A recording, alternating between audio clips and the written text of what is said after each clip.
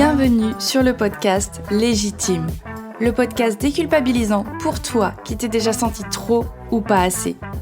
Moi c'est Clémentine, je suis coach confiance et estime de soi et je t'accompagne à reconnecter avec qui tu es, assumer ta personnalité et enfin te libérer du regard des autres. Mon objectif, que tu fasses péter tous tes verrous, que tu oses être toi et que tu ailles à fond vers la vie de tes rêves. Retrouve chaque semaine des conseils, des clés, des retours d'expérience pour booster ta confiance et comprendre enfin que tu as de la valeur et que tu es légitime. Alors, tu es prête ? 33e épisode de Légitime aujourd'hui et je sais que tu attendais cet épisode avec impatience puisqu'on parle d'un sujet qui revient énormément dans mes coachings, la peur du regard des autres. Parce que je le sais, souvent ce qui te bloque dans le changement, ce qui te bloque dans le fait de te lancer dans une nouvelle activité, un nouveau travail, quitter une relation ou faire quelque chose de complètement différent de ce que tu fais aujourd'hui, même si c'est par exemple passer de brune à blonde platine, eh ben je sais que ce regard des autres, il vient t'impacter fortement et il vient impacter tes décisions. Il te bloque énormément à oser être toi-même. Et dans cet épisode, j'avais envie de te rassurer par rapport à cette peur du regard des autres, dans un premier temps. Te montrer que on vit tous avec cette peur et que c'est limite inné.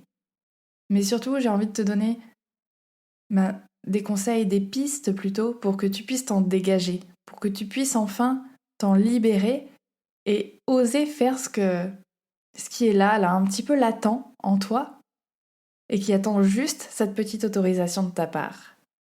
Avant de commencer l'épisode, je t'invite à t'abonner au podcast pour ne rien louper et si c'est déjà fait, à le partager autour de toi pour agrandir notre communauté de légitimes.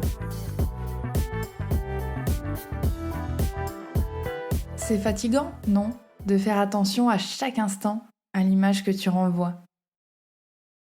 De faire attention à chaque instant à ce que tu vas dire, à comment tu vas le dire, par peur de vexer, par peur de décevoir, par peur de passer pour stupide ou autre. C'est fatigant, non, de devoir choisir chaque matin quel masque tu vas porter, en fonction des personnes que tu auras en face de toi. Quel masque tu mets face à tes collègues ? Quel masque tu mets face à ta famille ? À ton compagnon, ta compagne ? Face à tes amis, même les plus proches ? C'est fatigant, non, de te refaire toutes les conversations d'une soirée après une rencontre en te demandant si t'as pas dit un truc bizarre, si t'es pas passé complètement pour une folle, pour un fou, si t'as fait bonne impression en fait. C'est fatigant. Et puis surtout, c'est fatigant de même plus savoir qui tu es parce que tu t'es plié aux attentes des autres, ou en tout cas ce que tu crois être les attentes des autres. De tellement plus savoir ce qui est bon pour toi, quelles sont tes limites, quels sont tes besoins, parce que tu te plies à l'approbation des autres, à l'approbation du groupe. C'est fatigant, non, d'être complètement perdu et de pas savoir où tu vas, qui tu es, ce qui te ferait du bien, et de pas savoir comment t'affirmer, comment prendre ta place face aux autres. En tout cas, pour moi, c'était très fatigant.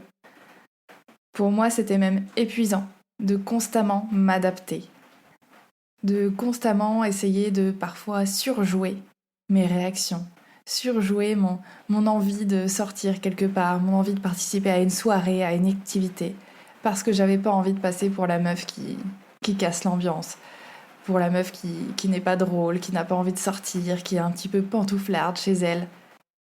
Alors parfois, je me suis forcée pour donner une bonne image, pour faire bonne impression, pour faire partie d'un groupe, quoi, de personnes que j'appréciais, ou en tout cas que j'avais envie qu'elles m'apprécient.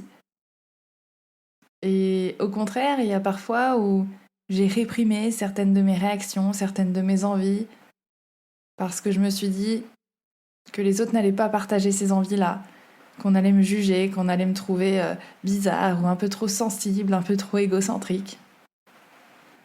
Parce que, tu vois, je suis plutôt quelqu'un qui s'extasie devant tout et n'importe quoi. Quand je vois la pluie qui tombe sur mon pare-brise, je trouve ça magnifique.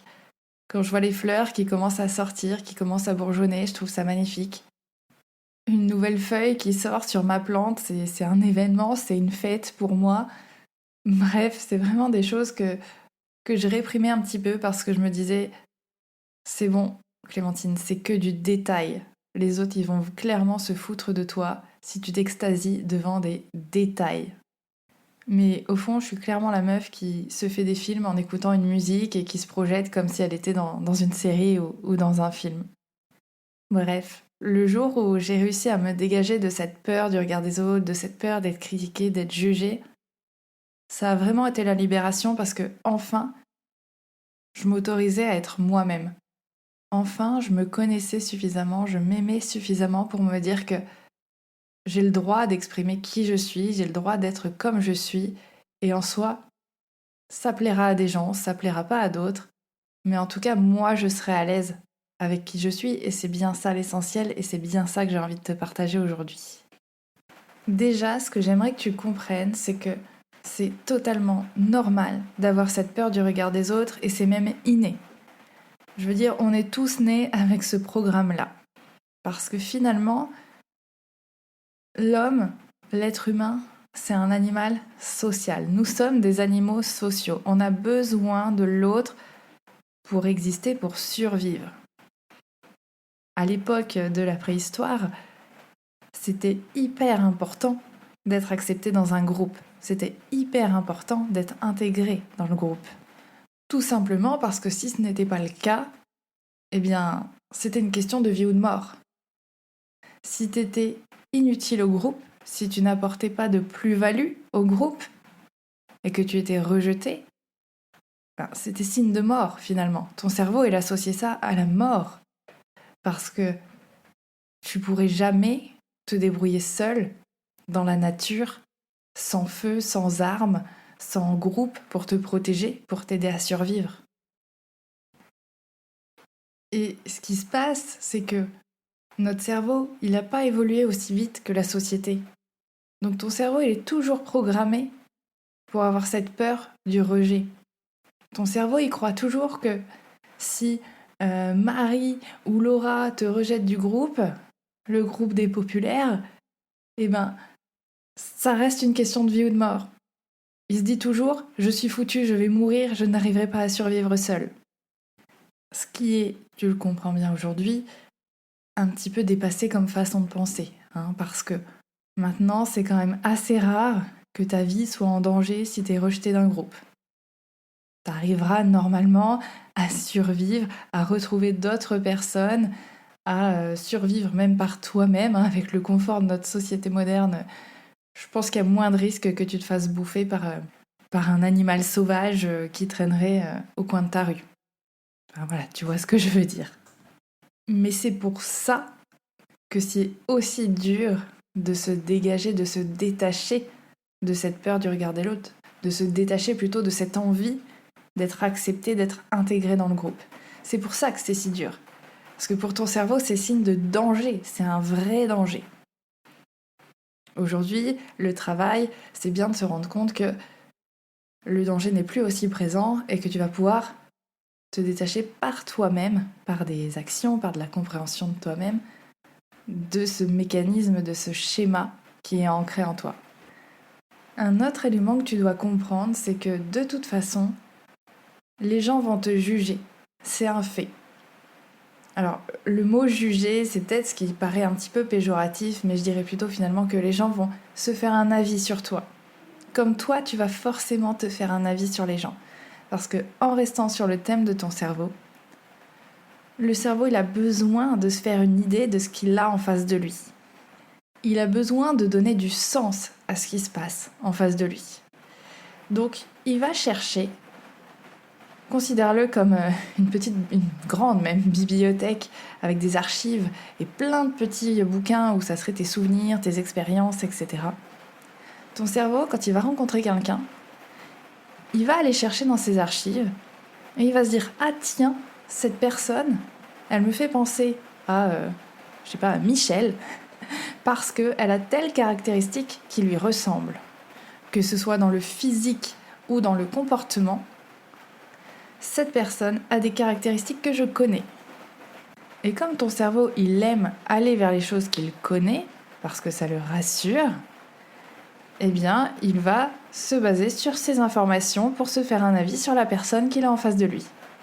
Peu importe que la personne ait des choses complètement différentes de Michel, ça, il va l'écarter. Ça, je connais pas, je m'en fiche, je fais un petit amalgame et je me dis que tiens, il doit être comme Michel, donc ça, c'est une bonne personne, ça, c'est une personne qui a l'air vachement cool.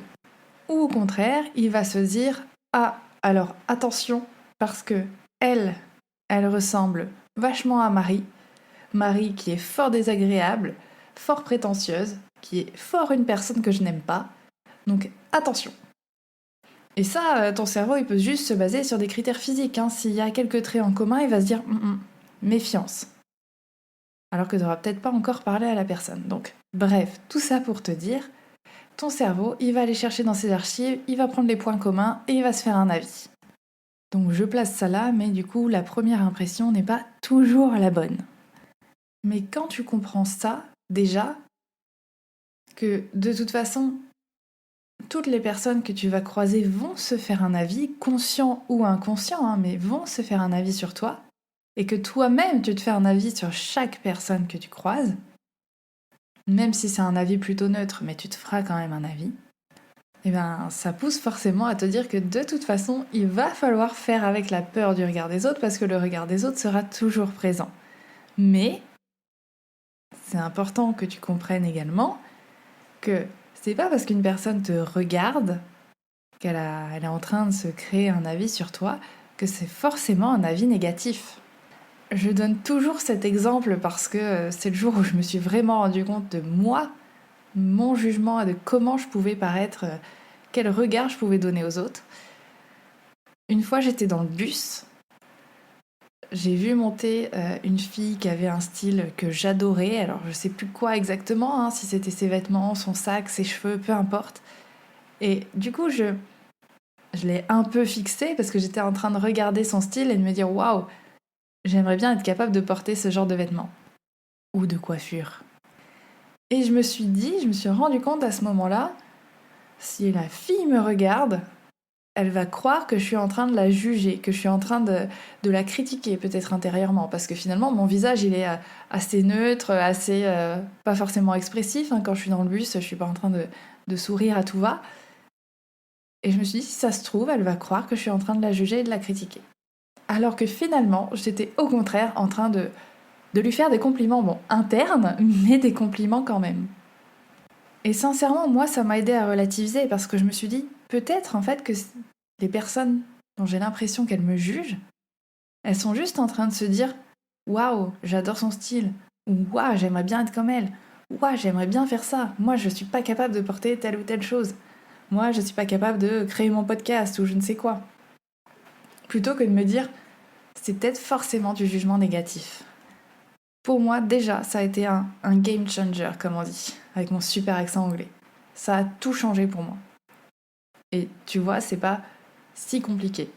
Mais c'est vraiment déjà de montrer à ton cerveau, d'expliquer à ton cerveau, écoute, peut-être, oui, que cette personne, je lui plais pas, mais peut-être au contraire qu'elle est admirative. Ou en tout cas, peut-être qu'elle a un avis positif sur moi. Donc entraîner ton cerveau à penser que oui, ça peut être positif. Et ensuite, il va falloir qu'on soit honnête envers nous-mêmes. C'est que en soi, je sais très bien que tu t'en fous du regard des autres. C'est pas le regard des autres qui te gêne. C'est un mensonge de se dire ça. Ce qui te gêne, c'est ton propre regard sur toi. C'est toutes les faiblesses, les défauts, les complexes que tu penses avoir. Et je vais te donner 2 exemples bien concrets pour illustrer ça.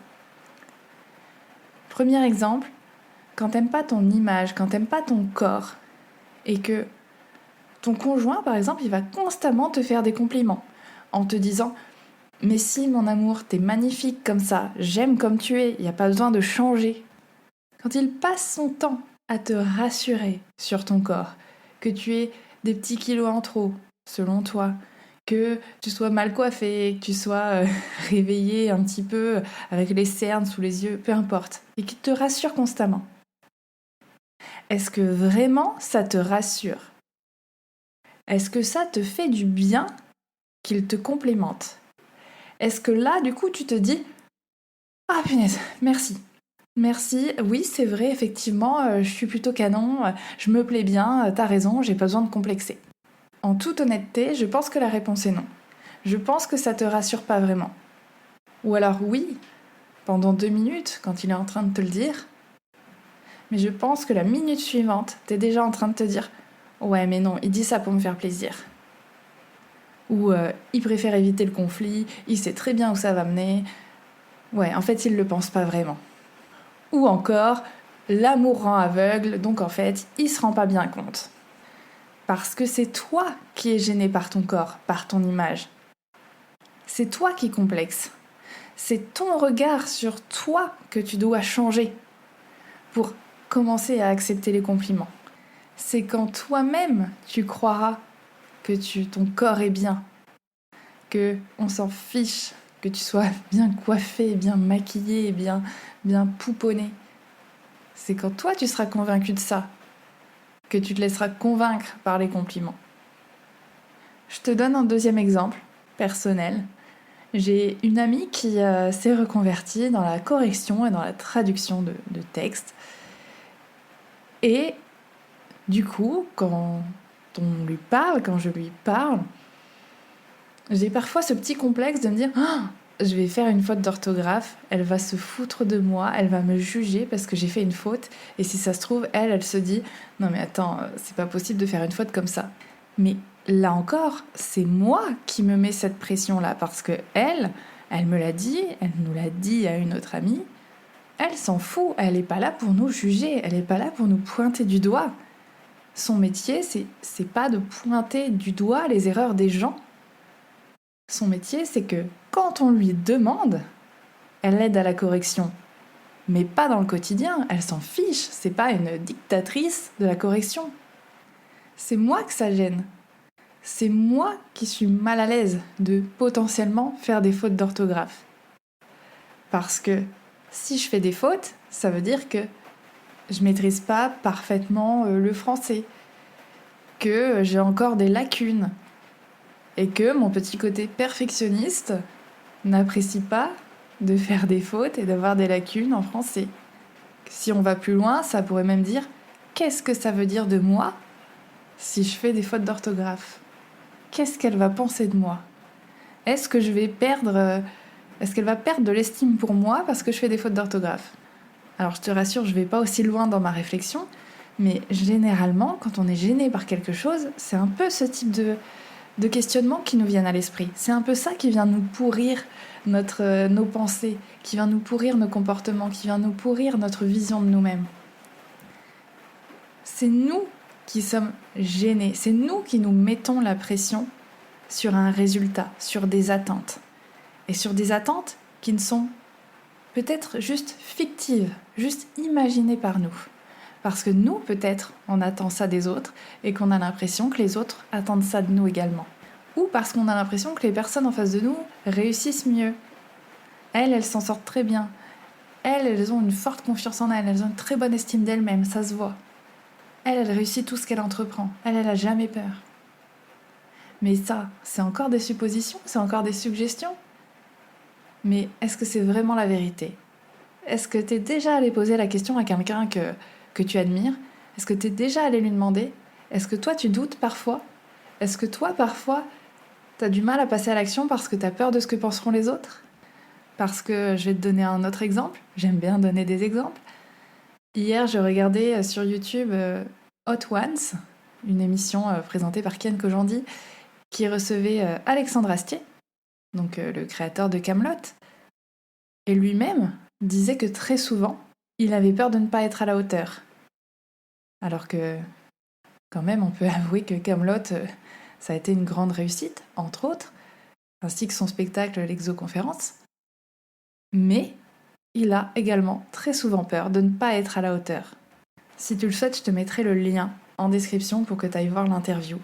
Mais j'ai trouvé ça intéressant de se dire, même les personnes qui semblent réussir, à qui tout semble sourire, eh bien, elles aussi, elles ont peur du regard des autres, elles ont peur d'être jugées, elles ont peur de ne pas être à la hauteur des attentes des autres. Et pourtant, oui, il y a des gens qui seront insatisfaits de ce qu'ils produisent et d'autres personnes qui seront ravies qu'ils produisent encore de nouvelles choses. Enfin, il y a un truc auquel j'aimerais que tu réfléchisses.